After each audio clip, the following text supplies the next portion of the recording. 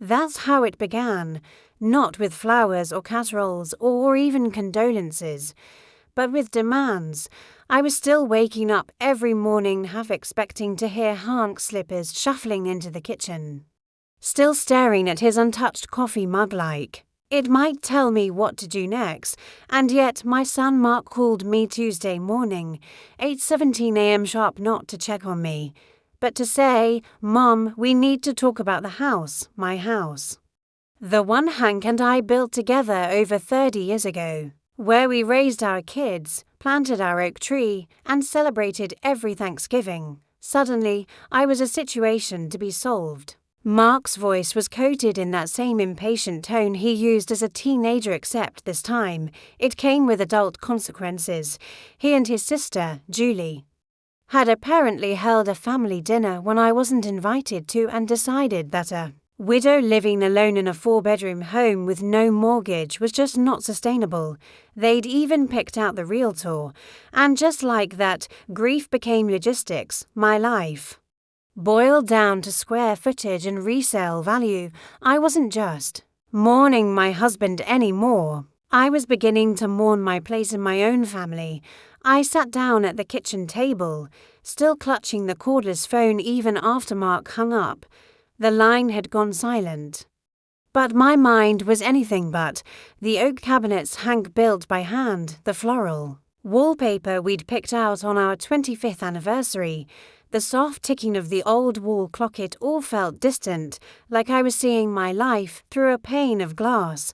Apparently, I had become a burden. Not a grieving wife, not a mother in mourning, but a concern, a financial liability. My own children had decided that my living situation needed restructuring, as if I were a failing business. And what hurt most, they had made these decisions without even asking me how I was holding up. I stared down into my cold coffee. It was still in the world's best grandma mug that my granddaughter Ellie had given me 5 years ago. That mug had once made me smile on the toughest mornings. Now it felt like a relic from a life I was being asked to pack up and donate. What none of them knew, what I'd never shared, was that Hank had paid off the mortgage years ago, quietly. Without ceremony, he always believed in preparing for the worst, even while hoping for the best. I never corrected the kids when they assumed I still made monthly payments. Maybe that was a mistake, but I thought letting them think we were getting by would teach them responsibility. Apparently, all it taught them was entitlement. Julie, my daughter, hadn't even called since the funeral, but suddenly she was in agreement that I should move into her finished basement, the same damp basement that smelled like mildew every spring, the same basement where I sat alone during last Thanksgiving while the rest of them laughed upstairs. They hadn't offered comfort, they'd offered logistics. Mark had actually used the phrase, "Win-win situation. I give up my house, they get help with a down payment and tuition." Just like that, no room left for memories, no value assigned to the home where I cradled my babies and grew old with the man I loved. I walked over to the sink, peering out into the backyard. The rose bushes needed pruning. Hank used to joke that our herb garden was more productive than our retirement account. I smiled despite myself. My reflection stared back at me in the kitchen window. My silver hair needed coloring. There were lines I hadn't noticed last month, but my eyes, they were sharper than ever. I saw clearly now. They weren't checking in on me, they were checking on the assets. Mark's voice echoed in my head. "You're probably struggling more than you're letting on." He had no idea. None of them did. Not about Hank's careful savings, not about the investments we made from his late mother's inheritance. Not even about the file I found in Hank's desk drawer 3 days ago, the one labeled Michelle, for later. That file changed everything. Inside were statements, account ledgers, and something else, something extraordinary, deeds signed and notarized to a small seaside home in Maine, a retirement property Hank had purchased in secret, a place he had planned to show me once he was ready to finally slow down. A place he described in one letter as where we can sit by the water and let the world pass without needing to answer to anyone. And now I understood why he never told the kids about it. He knew them too well. For the first time since the funeral, I felt something shift in me. Not peace, not yet, but strength. They had underestimated me.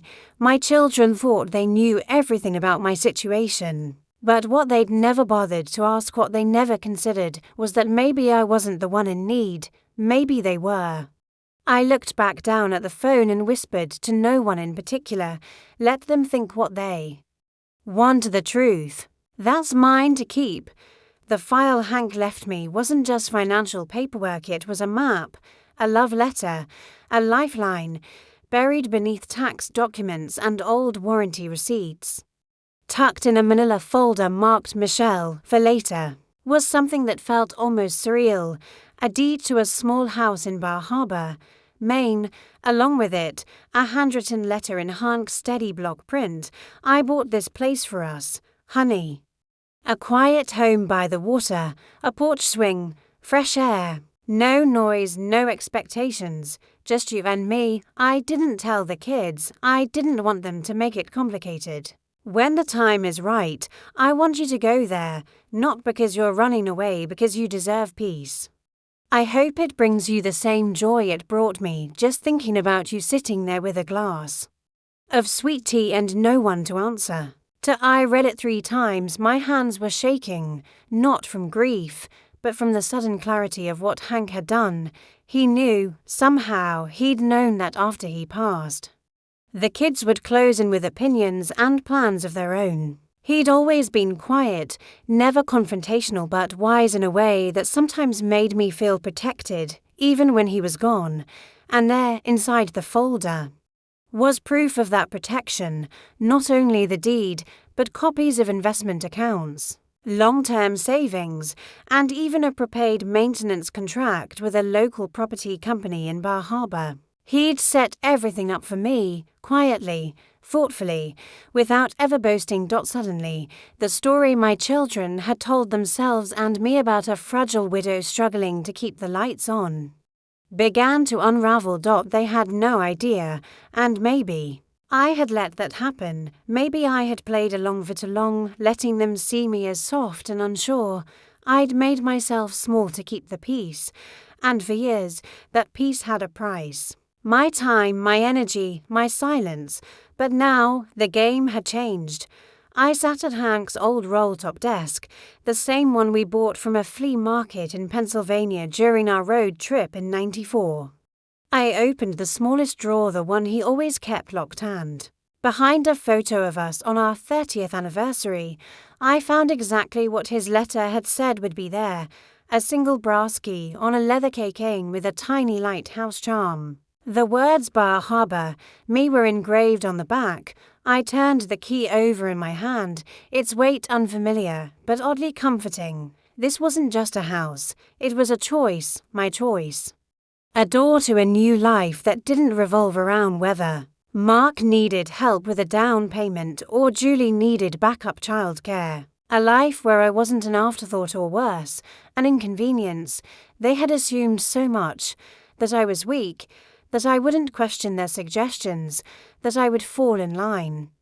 Grateful to be given a corner of someone else's home. What they didn't account for was this: I had options, I had resources, and more than anything, I had the will to choose differently that night. I made myself a cup of chamomile tea and sat at the kitchen table, looking out the window toward the oak tree Hank planted when Mark was born. I remembered him digging in the dirt, grinning like a fool, saying, "Someday we'll sit under that shade and laugh at how fast time flew." The house was quiet, but inside me, something stirred. Not sadness, not nostalgia. Determination. I reached for my notebook, tore out a blank page, and started making a list.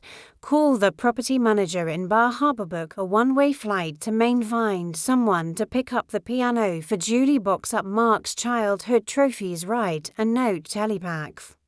Next morning, the phone rang again, same Ringtone, same number. Mark, I let it go to voicemail. Then it rang again. This time, Julie. By noon, I'd received 3 missed calls to voicemails and 1 group text that read, Mom, we're trying to help you. Please don't make this harder than it needs to be. Harder for whom? That afternoon, as I packed a box of Mark's old baseball trophies, I realized something chilling.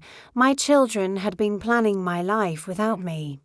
Their tone had shifted from suggestion to instruction, from we think it's best to the realtor already has a cash buyer lined up, from concern to control. They weren't asking me. They were telling me. I could almost hear Hank's voice whispering in my ear. Don't let them make you smaller than you are, Michelle. The words gave me courage. That evening, I called Mark back. He picked up on the second ring, already breathless with urgency. Mom, thank God. Listen, we need to act quickly.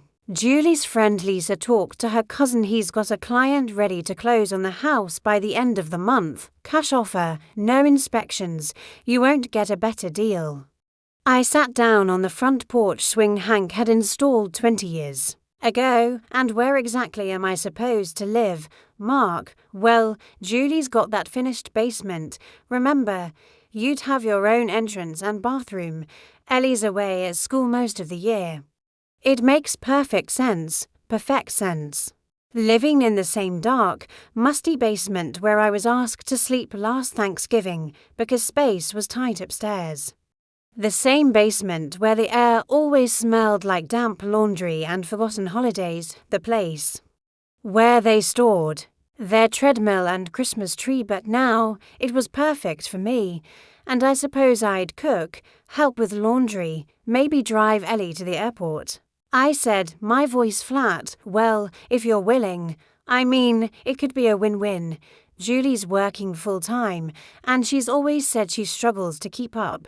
You'd be helping out.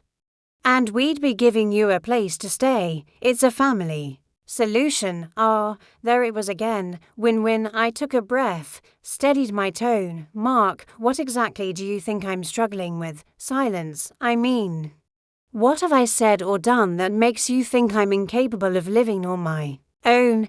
Did you ask about my finances, my health, my preferences, or did you just assume that because I lost your father, I lost my sense too? He stammered, Mom, come on, you know we care about you. No, you care about managing me. That's not the same thing. There was a pause. Then the telltale shift in his voice, frustration, cloaked in diplomacy. Look, I'm just trying to make this easier for everyone. We're not trying to take anything from you. I almost laughed. A house, my privacy, my independence, my memories, but sure, nothing important. I stood up and walked back inside, the setting sun casting golden light through the living room windows. It was the same light that once danced on Hank's reading glasses as he dozed off in that worn recliner. The same light that warmed this home during baby baths and teenage tantrums and Christmas mornings. Now, they wanted to reduce it all to square footage and resale value. Well, I said quietly, you may want to let your buyer know. I won't be signing anything. Mom, I'm not done. Mark, I will not be moving into anyone's basement. I will not be handing over my home, and I most certainly will not be guilted into decisions that serve you more than they serve me. He was speechless. I finished the call with a calm I hadn't felt in years. Don't worry about me. Son, I've got everything I need and a place to go. This is no longer your decision to make. Then I hung up. And for the first time in a long time, I felt like my own person again. By Friday morning, I'd made up my mind. If they wanted to divide my life into labeled boxes and spreadsheets, I would give them exactly that, just not the way they expected. The moving truck arrived at 7 o'clock a.m. sharp, just as I was placing the final piece of tape on a cardboard box marked Mark. Childhood keepsakes. I'd packed everything myself. His old baseball glove, high school yearbooks, the ceramic world's best son mug he gave me in 7th grade, still chipped at the handle. Julie's things were in matching boxes, dance trophies, college sweatshirts, the piano sheet music she abandoned after 6 months of lessons. I had labelled each one with care. Topped them with handwritten notes that read, "These were yours, now they're yours again. Love, Mum." I instructed the movers to deliver the first set to Mark's home in Harrisburg and the second to Julie's place outside of Pittsburgh. The lead mover, a kind-faced man named Rodriguez, smiled when he saw the addresses, too. "Separate drops?" he asked, clipboard in hand. I nodded. They've each requested different parts of my life, so I figured I'd honor their wishes. He chuckled, a low, knowing sound. "You'd be surprised how often that happens." As the truck rumbled into motion, Mark's SUV screeched into the driveway, barely missing the mailbox. He jumped out wearing his serious business suit, the same mustard yellow one Julie's friend Lisa had picked for his promotion interviews. Under his arm was a bulging manila folder, thick with legal-looking papers. "Mom, what the hell is going on?" he barked, eyes darting to the moving crew. "Good morning to you, too," I replied, calm as a sunrise. He stormed up the walkway, looking from the open garage to the boxed-up foyer. "Why are you packing? Why is there a truck? You're supposed to be moving to Julie's next month, not today." I smiled politely. "I am moving, just not to Julie's." His eyes narrowed. "Where?" "That's not really your concern anymore, is it?" He followed me into the house without invitation, stopping short when he saw the piano bench closed and marked for delivery. He turned on me, panic breaking through the anger. "You're giving the piano to Julie. She begged for it when she was 10. Seems only fair. But she doesn't have room. Then I suppose she'll have to make room," I said, echoing the tone he'd used earlier in the week. "Just like you all expected me to." I crossed the living room, the place where I'd once rocked both my children to sleep, where we built blanket forts, where Hank read aloud on rainy Sundays. They saw this place as square footage. I saw it as sacred. "You don't understand, Mom," Mark said, clutching the folder like a life preserver. "The buyer is waiting. The offer expires in 3 days. This is a serious opportunity. So serious you forgot to ask if I even wanted to sell." He blinked, caught off guard. "You and Julie sat down and had a conversation about my life, my grief, my home, without me, and you decided what was best without even asking what I wanted. You weren't in the right mindset. I was in mourning, Mark, not incapable." He stood there, silent, and for the first time in years, I let the silence hang. Then I walked over to the front door, held it open, and said, "If you want to talk again, come back when you're ready to listen." He didn't move. I didn't. "Wave a dot finally," I added gently. "I'm not angry, Mark. I'm disappointed. And I'm done being managed." I closed the door behind him, softly this time, and when I turned around, the movers were loading the last box onto the truck. I watched them drive away, not with sadness, but with resolve. Every memory they'd wanted to divide and control was now on its way, back to their rightful owners. The morning I left for Bar Harbor, the air felt different. Not colder, just clearer. The kind of clarity that doesn't come from the weather, but from finally doing something for yourself after a lifetime of doing for others. I stood in the doorway of the house I had lived in for over 3 decades. My bags were packed, the plants had been watered one last time, the porch swing still creaked in the breeze. I didn't cry. I had already done my mourning first for Hank, then for the version of motherhood I had hoped to experience in my later years. A small sedan from the car service pulled up at the curb. The driver, a polite young woman named Madison, stepped out and grabbed my luggage. "Heading somewhere warm?" she asked, noting my light jacket and sun hat. "Somewhere free," I answered, and smiled. The drive to the airport was uneventful, and for once, my phone stayed silent. I had stopped responding to texts 2 days ago. Julie had sent a long message about rebuilding trust and how hurtful decisions can still be reversed. Mark followed with something about legal misunderstandings. I read neither. Fully, the time for explanations had passed. The flight to Maine was smooth, and when the plane descended over the coastline, I felt a wave of calm I hadn't known in months, maybe years. The water shimmered in the late afternoon sun, and the town below looked like it had been lifted from a storybook, white houses with pitched roofs, sailboats dotting the harbour, and pine trees whispering secrets to one another. Asterisk when I stepped out of the cab in front of my new home, I froze. It was even more beautiful than the photos Hank had tucked into the folder. A small white cottage with pale blue shutters and a front porch wrapped like a ribbon around the side. Flower beds lined the walk, and beyond them, the scent of salt and pine filled the air. The cottage faced the Atlantic, and even from the driveway, I could hear the waves lapping gently at the rocks. The property manager, Tom Fields, a retired Navy vet with kind eyes, was waiting for me on the porch. Mrs. Whitaker, he asked, stepping forward. I extended my hand. Michelle, please.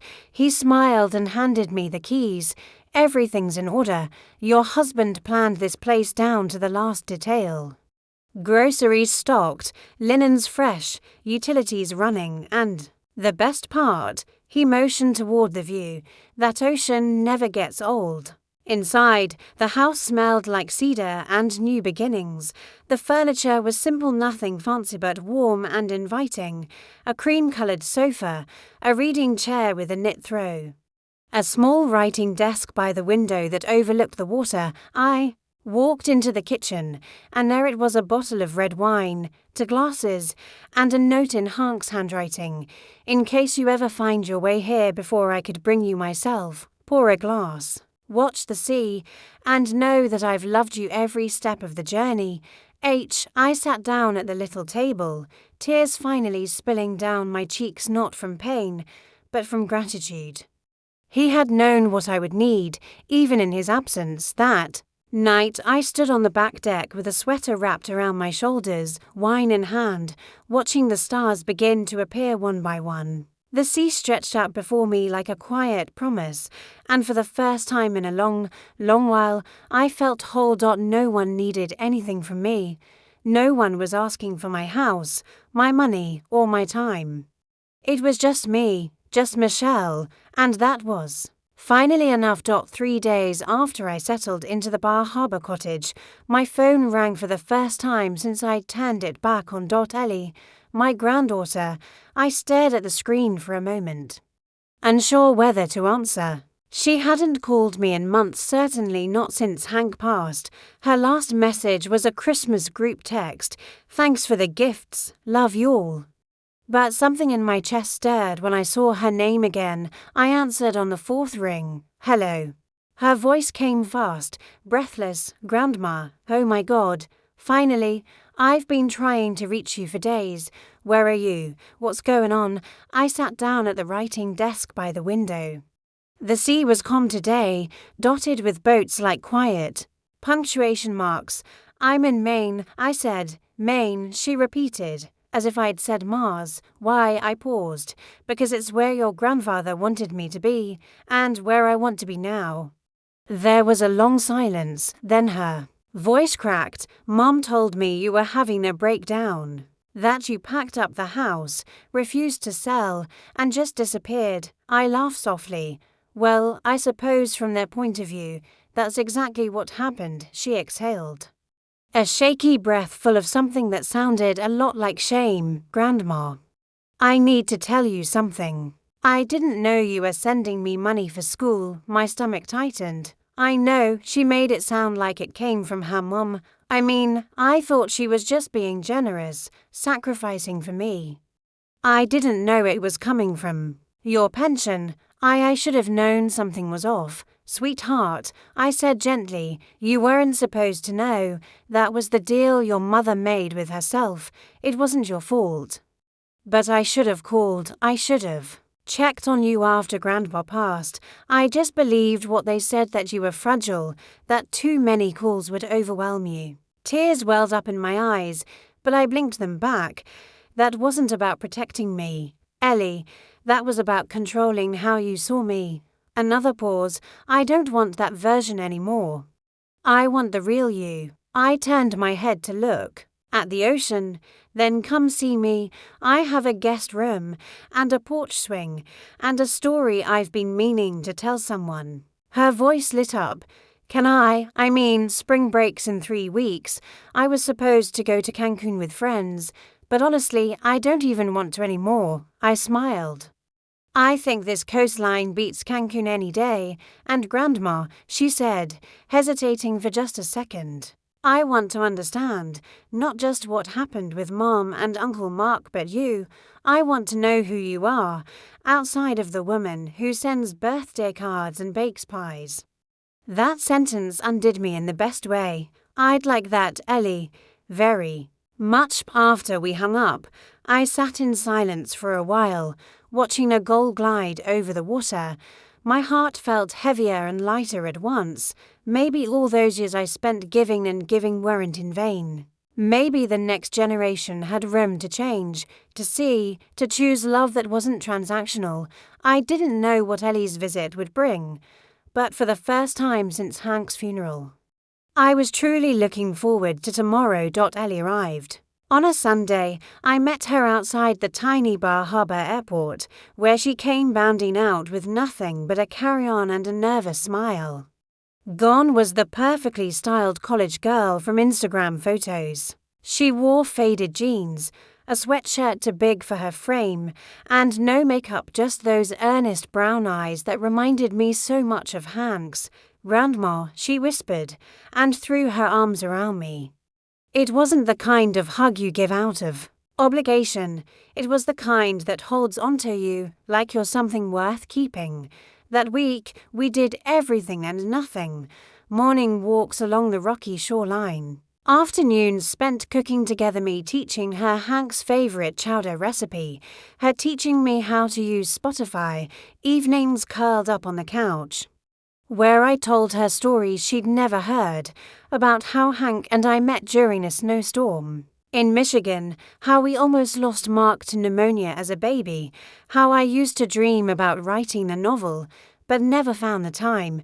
You still can, Ellie said one night, watching me scribble in the notebook Hank left me. Write it. I looked up from the page. Maybe I will. By the end of the week, she'd extended her stay. She emailed her professors, arranged independent study, and started researching study abroad programs in Maine and even Europe. I'm tired of checking boxes that other people drew. She told me over tea, I want to figure out who I am, not who I'm supposed to be. We didn't talk much about Julie or Mark, not because we were avoiding it, but because it no longer felt like the center of the story. They'd made their choices. And now I was making mine.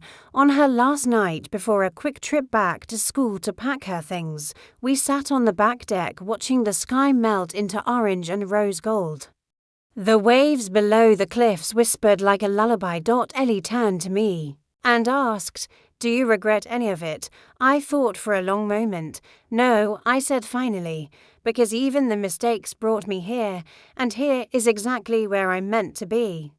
Life has a way of surprising us, doesn't it? We spend so many years giving our time, our love, our sacrifices, hoping our families will see us, understand us, protect us in the way we've protected them. But sometimes life reminds us that our worth isn't in what we give, but in who we are when we stop giving out of obligation. And when we finally choose ourselves, not out of bitterness, but out of self-respect, that's when healing begins. I don't know what the future holds for Ellie or even for me. But I know one thing for sure. Love that demands your silence or your sacrifice isn't love at all. Love shows up. Love listens. Love sees. And if no one else tells you this today, you are allowed to choose joy, even if it upsets the people who expect your pain to serve their comfort. Have you ever had a moment where you chose yourself after years of putting others first? I'd love to hear your story in the comments below. If this story moved you, Please consider subscribing to the channel for more heartfelt narratives about strength, family, and second chances. And don't forget to like and share. You never know who might need to hear this today.